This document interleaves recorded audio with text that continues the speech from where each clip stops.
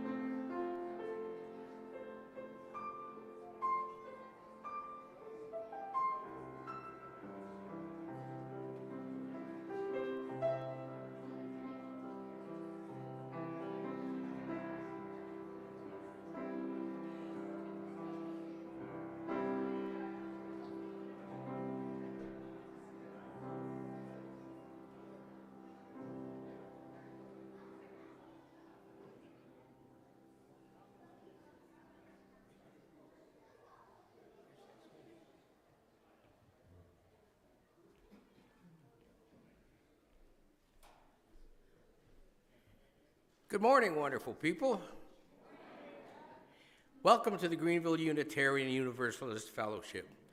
My name is Pat Cheney, and I serve our congregation as the chair of the Social Justice Committee.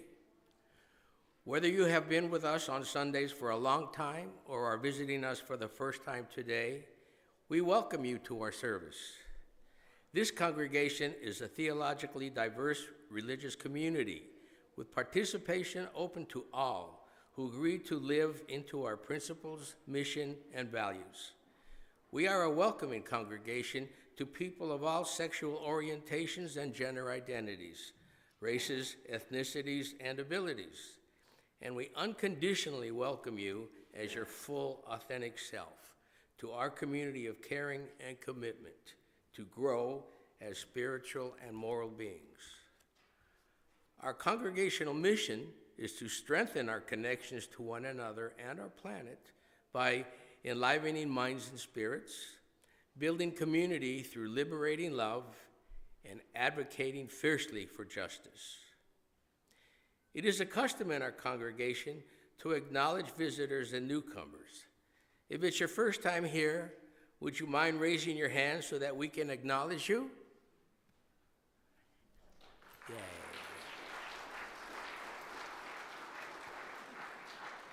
Welcome, and thanks so much for joining us this morning. All are invited to join us for coffee after the service.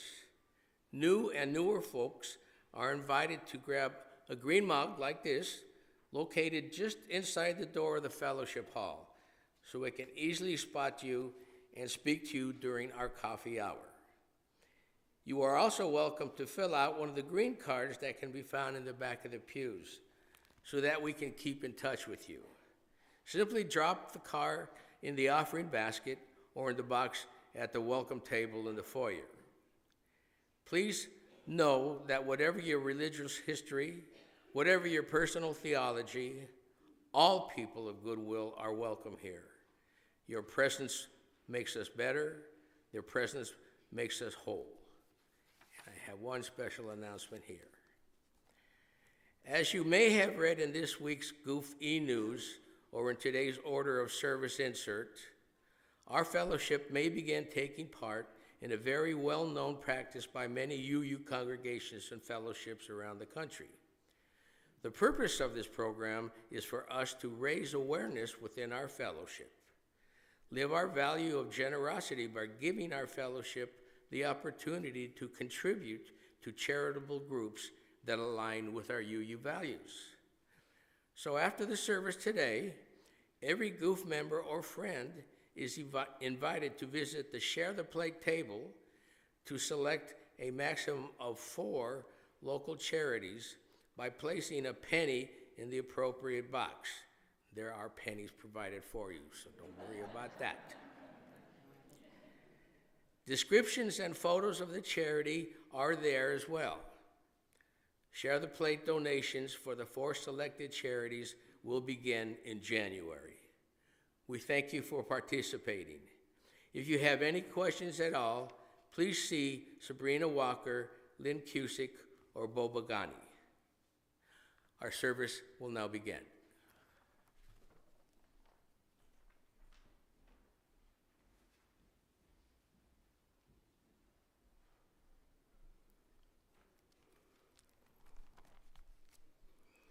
Our chalice lighting this morning is by Tracy Johnson.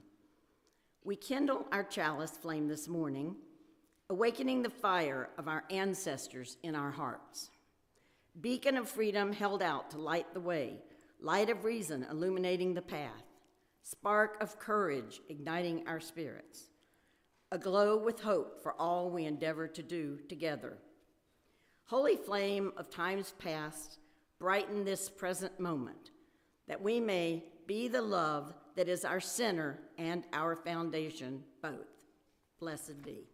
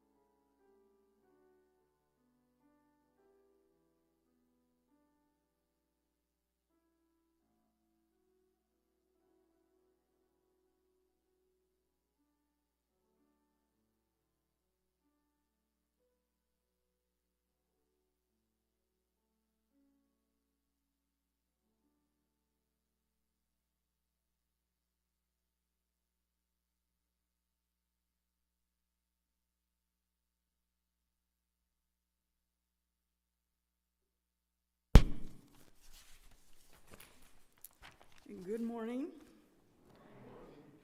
Our call to worship today begins with a quote by Reverend Foz, one of Unitarian Universalism's most influential religious educators. It captures both the spiritual dimension of teaching and the UU values of embracing questions and personal growth. She served as a minister and revolutionized UU religious education in the mid-20th century, emphasizing experiential learning and the inherent worth of each child's spiritual journey. This is a quote. Teaching is a sacred act of hospitality where we create spaces of welcome for questions, doubt, wonder, and transformation. In these holy moments, we don't just impart knowledge, we witness the unfolding of souls. May we now rise as we are able for the hymn number 354, We Laugh, We Cry.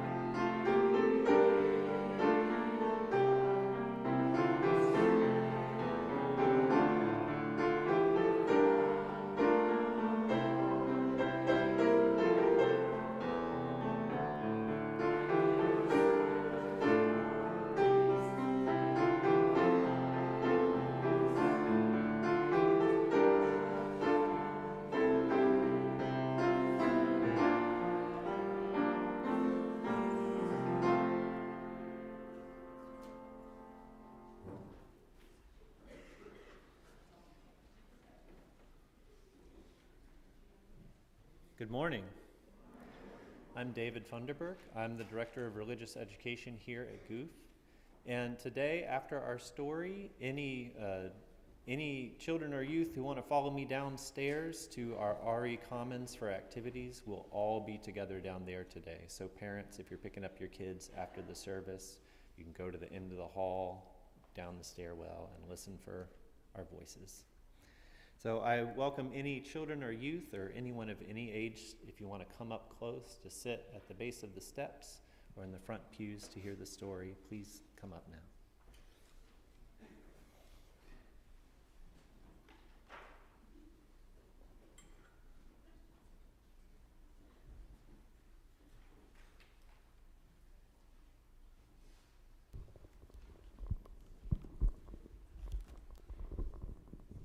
Welcome.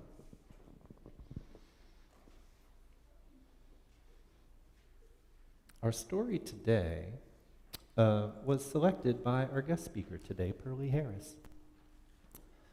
It's called I Believe I Can by Grace Byers and Keturah A. Bobo.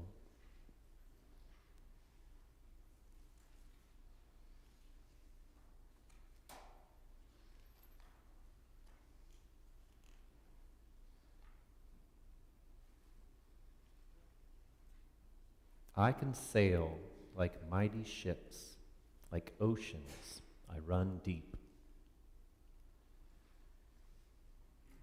I can stretch just like the Alps until I reach my highest peak.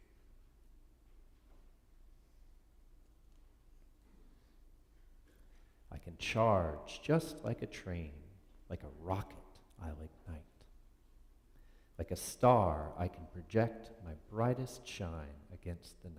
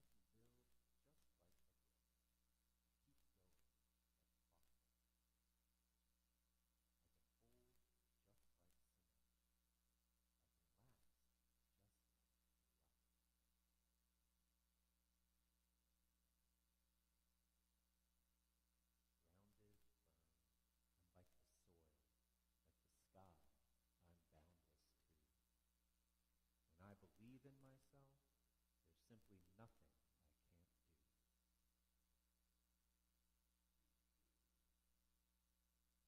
Like the hero, I'm brave and face my fears despite my fright, because I know I'm not alone, and in the end, I'll be all right.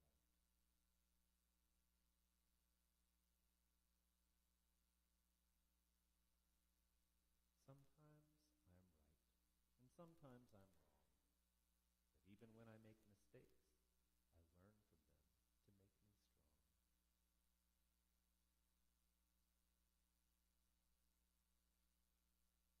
I may not win at all I do. I may experience defeat.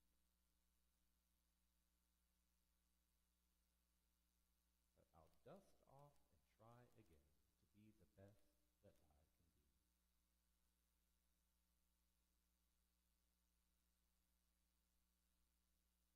I know my power lies within.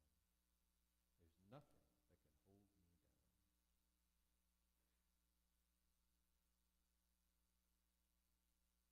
There's light within my smile. There's voice within my sound.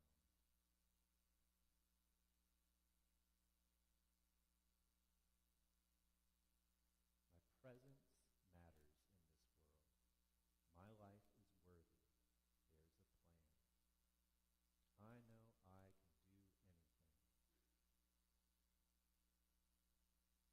If only I believe I can. So our theme this month is presence. And so this is the message I hope you take from this book. More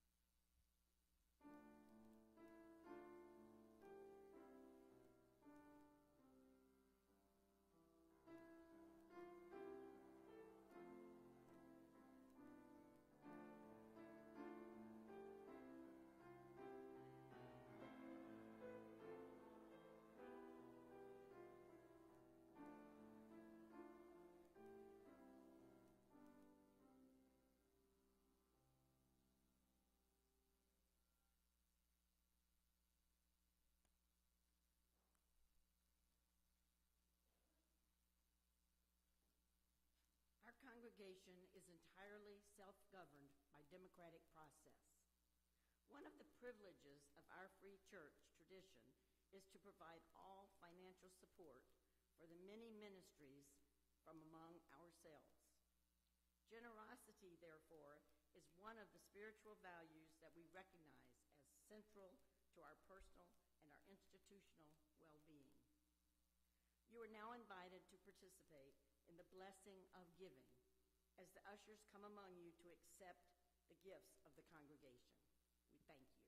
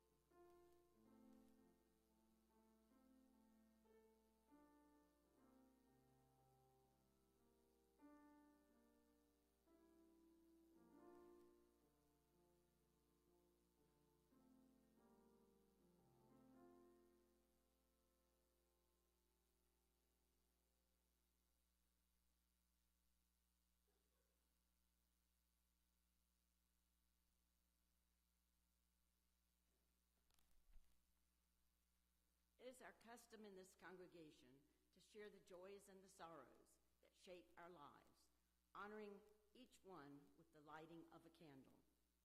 We recognize that life is not always easy and that we all have moments of celebration and of struggle. By sharing these experiences with one another, we can support and uplift each other as we navigate the significant events of our lives. As I share the joys and sorrows for today, I'd like to start with recognizing and being thankful for the hymn that we sang. We Laugh, We Cry. It's also known as Credo, and I just want to share that that was written by a very dear friend of mine, Shelley Jackson Denham, who was a lifelong UU and spent the last 20 years of her life on staff at the Mountain. She and her husband were both on staff.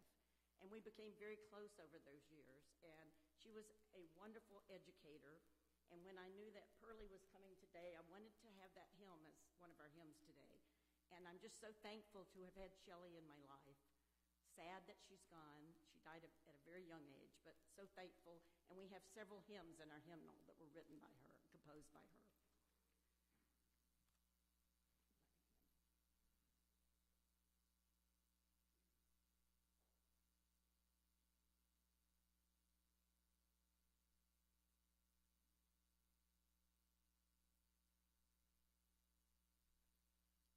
I have a candle of joy and gratitude. This is from Laura Christenberry. Reverend John Dogan and Long Branch Baptist Church for sending 4,000 plus Thanksgiving meals in our community and additional pans of food to Miracle Hill.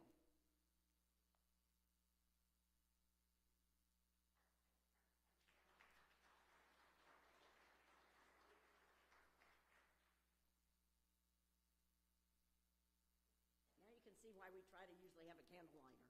It's hard to juggle both. We used to do this, but a candle of joy for the Pearlie Harris Breast Center at St. Francis and its kind, caring, and attentive staff. And that's also from Laura Christenberry, and I second that one.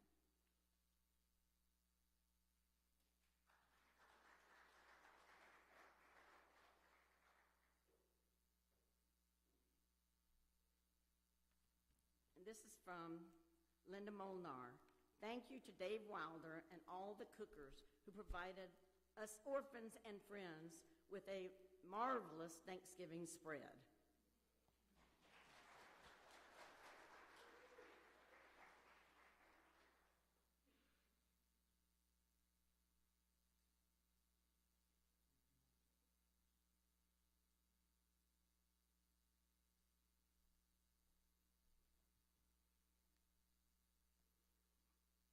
We will light a final candle representing all the joys and sorrows that are present in our hearts, but that remain unspoken. And after that, we will observe a brief moment of silence before the meditation words begin, or the meditation hymn. We're not having words today, just a hymn.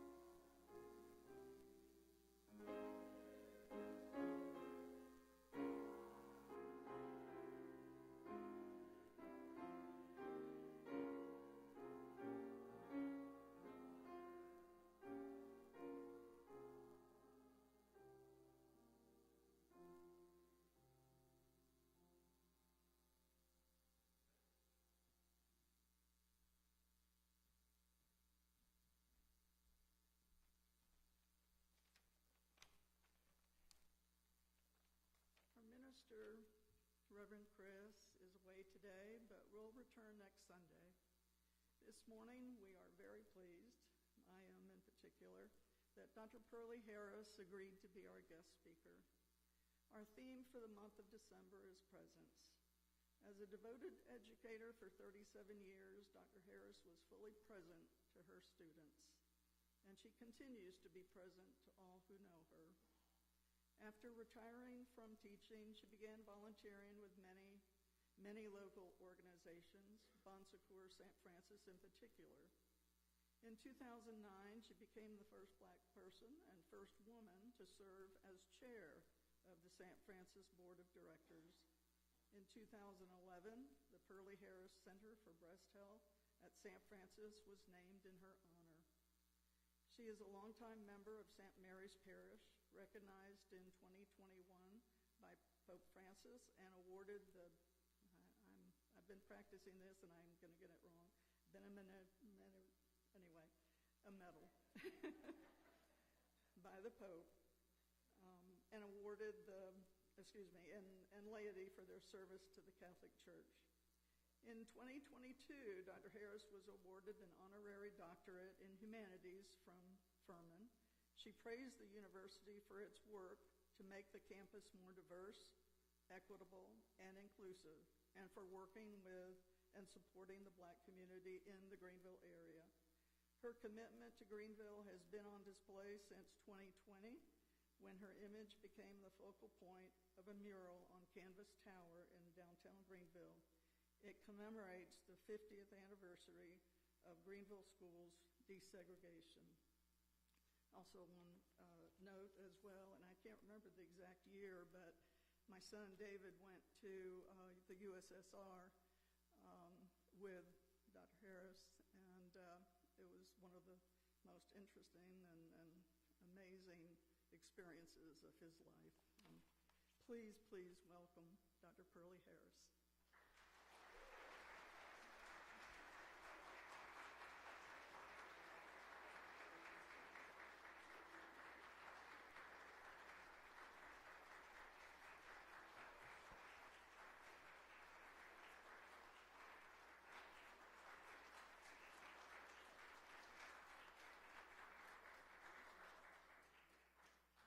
You have just warmed my heart. Thank you so much. It was 93 that I chaperoned her son to Russia. It was a fantastic trip. Giving honor to all of you who are here, the pastor of the church, and to Sabrina for bringing me here. She talked several times about would you, and I said I'd be happy to. So it is so nice to be here and to look at, I see several faces that I recognize.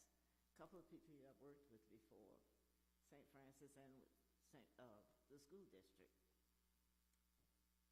So today we are in the presence of one another, and I am in your presence. I'm not going to keep you long. I could really give you a tremendous history, but you don't want to hear all of it. You just want to hear the facts. The year was 1936. The month was April. And a little girl was given to Blandina and Lester Suva. That little girl was me. I was born in Hendersonville, close to Fletcher. I'm not sure. I wasn't there, old enough to know. And my father lived in Flat Rock. I grew up in Saluda, which isn't very far from here. And there was nothing in Saluda when I was there as a child. Nothing. I mean nothing. It's not much there now. But the wealth has taken over Saluda. And I went up and talked to one of the realtors, and I said to her, I said, I can't even build an outdoor toilet in Saluda now. It would cost $8,000. We built them ourselves. And she looked at me and just fell out laughing. She said, that's the best thing I've heard for a long time. But Saluda has gotten to be a very extensive part of North and South Carolina for people that have wealth and want to live off to themselves. Nice little town. I went to school in Hendersonville because the school that I went to, my father purchased it and made a home out of it for us. So we lived in a school building. It was a one-teacher schoolhouse. There were about 14 black students in it, so they closed the school. I don't remember first, second, third, or fourth grades because we were all in one unit together. Went to Hendersonville in 5th grade, loved to hate my 5th grade teacher. Oh, and I think she was the reason that I became a teacher. I was that ugly child sitting in her classroom. I was that little girl that talked back, and I really didn't, but I had learned too much at home. My father was one of the fathers that said, each one teach one. When my brothers came home from school, they helped me, and I learned to read. I knew the words, but have you understood someone that can read, but they don't know what they read after because they don't know what it really said? I understood what the words meant. I was in that situation. But my brothers and my father and my mother always helped us with our assignments from school. and the word was electricity, T-R-I, and when she pronounced it for the oral spelling, she said electricity, and I put my fingers in my ears, and I heard T-W instead of T-R-I. Misspelled the word, got one lick for it. And I didn't realize there was blood on my little petticoat. When I got home, my mother said, "Where'd that come from?" And I said, "I got a lick today for misspelling the word." And the eyes rolled. So I graduated from high school. Did I know that my father went to the school to find out what happened, that I got that lick? I think that's the only whipping I ever got in school. But that lady, that teacher, influenced me to become a teacher, because I always thought that I could do a better job than you can do. And I'm coming back to teach your children so I can prove it. But she passed before I got a chance to make my ugliness come out. I stand before you today where I never thought I would stand. Growing up, I wanted to be Mahalia Jackson. I wanted to sing like she sang. I wanted people to lift their hands up and say, "Yes, God," and "Thank you, Jesus," like she did. I missed that too, because I went to an all-girls school, Presbyterian, Barbara Scotia, Concord, North Carolina. Fabulous all-girls school. You went nowhere without gloves on your hands, a hat on your head, hose and nice shoes on, if you had them.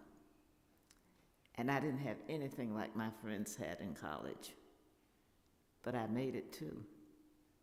I was the first girl to get a job in my class, and I taught in Beaufort, South Carolina. And that was a fun job, because I learned to speak like no other people could speak in my family. And I came home, and my mommy said to me, "What are you doing?" And I said, "Oh my goodness, I picked up the way the Geeches talk in South Carolina." Had no idea that I had picked up, and you get it from children, so now we know why children pick it up so fast when they go to another country or they learn to speak a foreign language. I had no idea that a stick of lead, you know what a stick of lead is? It's a pencil, a stick of lead. It's a pencil. A folio is a notebook. You ain't got no stick of lead to write with and no pencil, none. And I thought, oh my goodness, I'm not going to be able to do this. I had 36 children in a 5th grade class, and they all sounded the same exact way. I brung you something nice. I brung you a present. Ain't gonna be at school tomorrow because we got to go fishing. I missed the day because I ain't be sick. I need to buy me a foot of shoe. Ain't had no book to read, so I ain't read.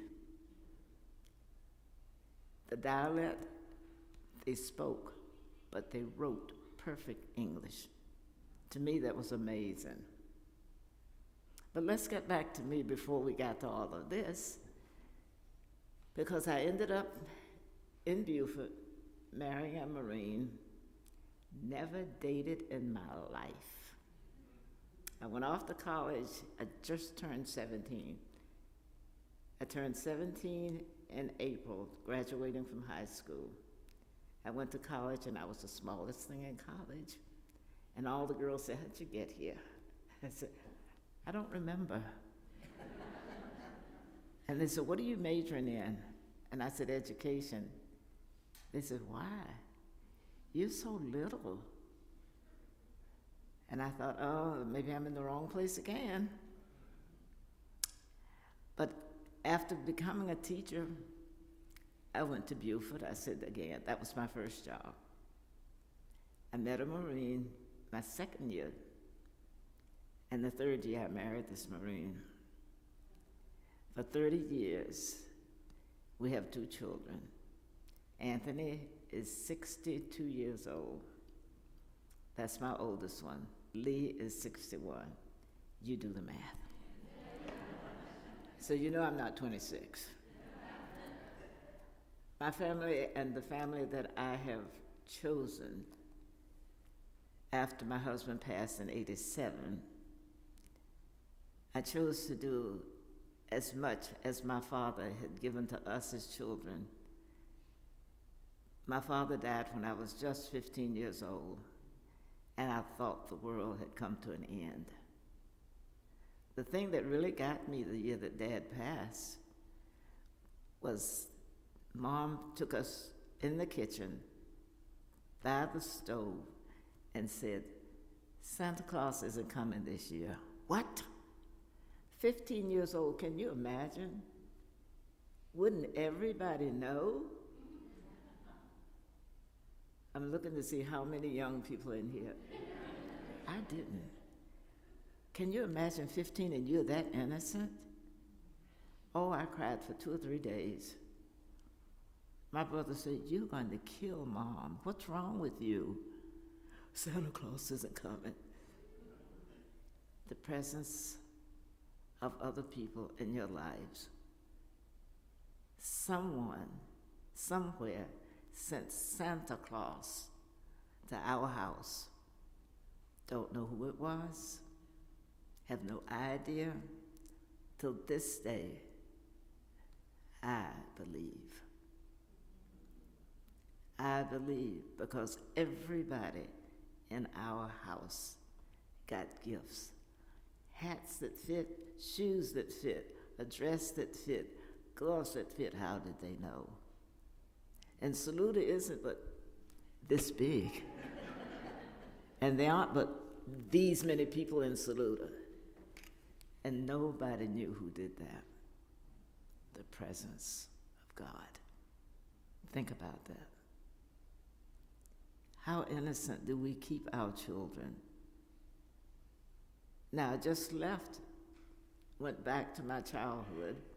Now I'm going back to me, my marriage. The strange thing is, my husband was from Houston, Texas, and I carried him to Saluda. He said, "Oh my gosh, you came up in this little town?" I said, "Yes." And I said, "I'll show you where I went to school, 9th Avenue High School in Hendersonville." So we intertwine all of these things together. And again, I say, I had no idea that I would be where I am today. Life changes. I retired, and all of a sudden, I'm sitting at the desk of St. Francis Hospital. And I'm doing what they asked me to do. You don't know this man. Someone might know Sam Francis. He was a member of St. Mary's Church. Called me and he said, "Pearlie, meet me at the hospital in the morning at the fountain." And I said, "No, I just retired. I plan to read a love story." And I was serious. Till this day, I haven't read one. But that was my idea. I was going to read a love story. And I thought, I'll do this. And he says, "Thank you, sweetheart," and hung up. I didn't get to tell him no. So I had to go to the fountain. And I met him, and there was a girl standing with a jacket and a pin on it that said volunteer. I said, "I didn't sign up for this," but I got it, and I kept it. And I was asked by the CEO of the hospital if I'd come to his office and talk to him. I did. And he says, "You know, we can find another job for you at this hospital."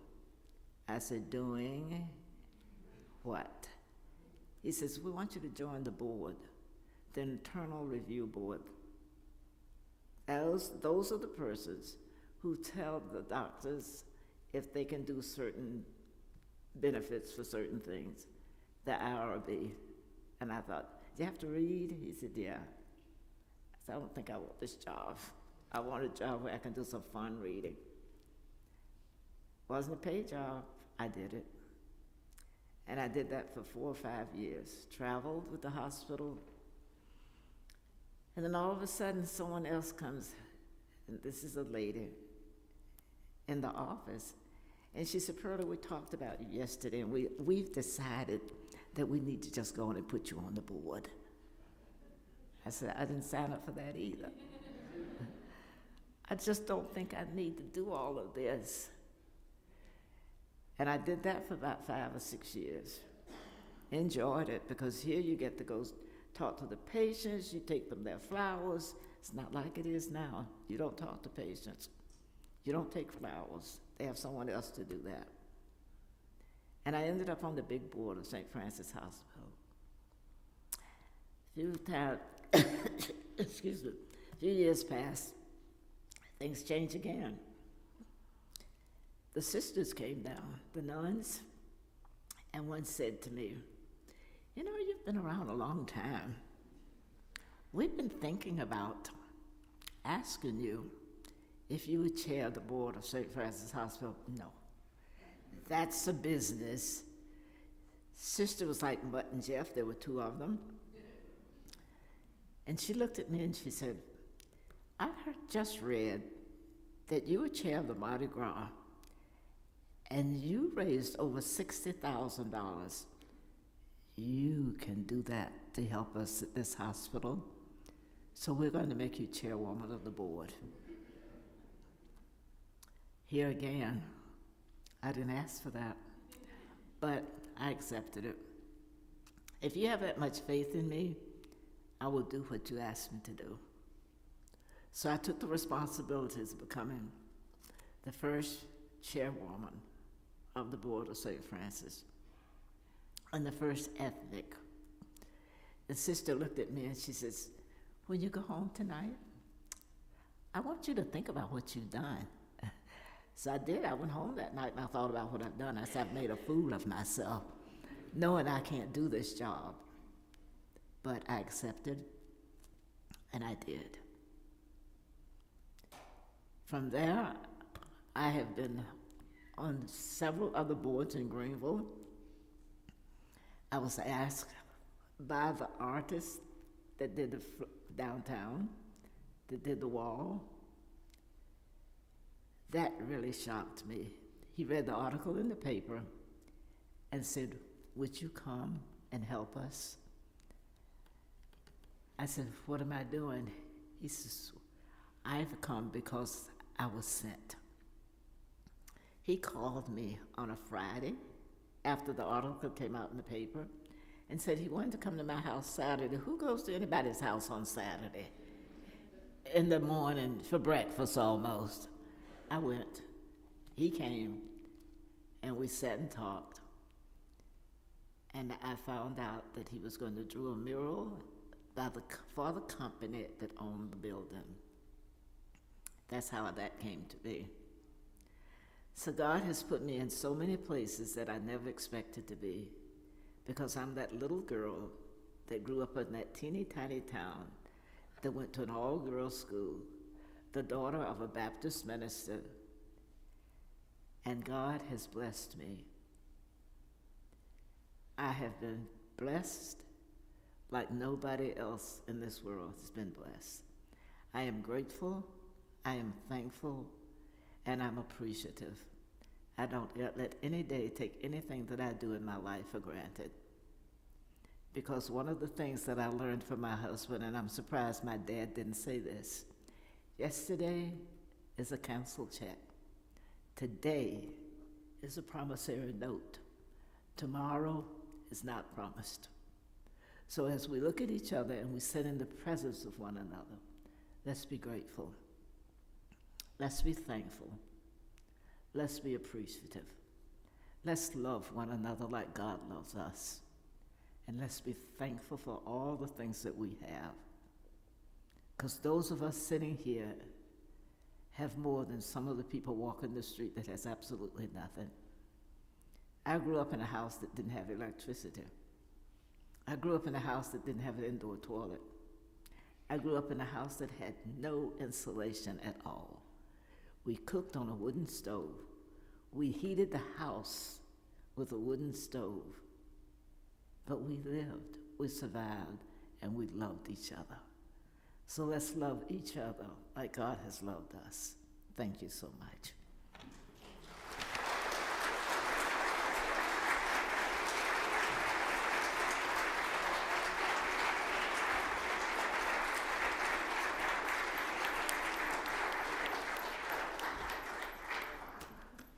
Thank you so much. We are going to now join in singing hymn number 158, Praise the Source of Faith and Learning.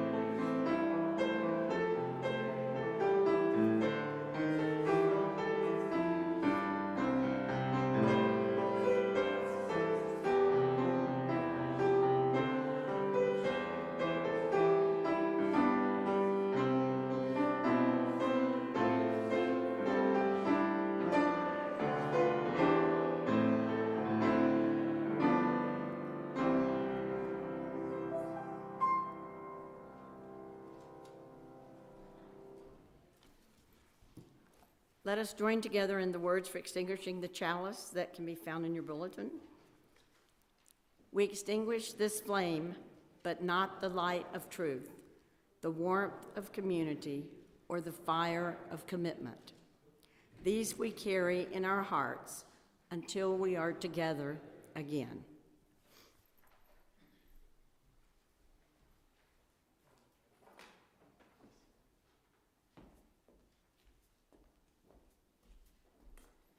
May we stand for the benediction, please.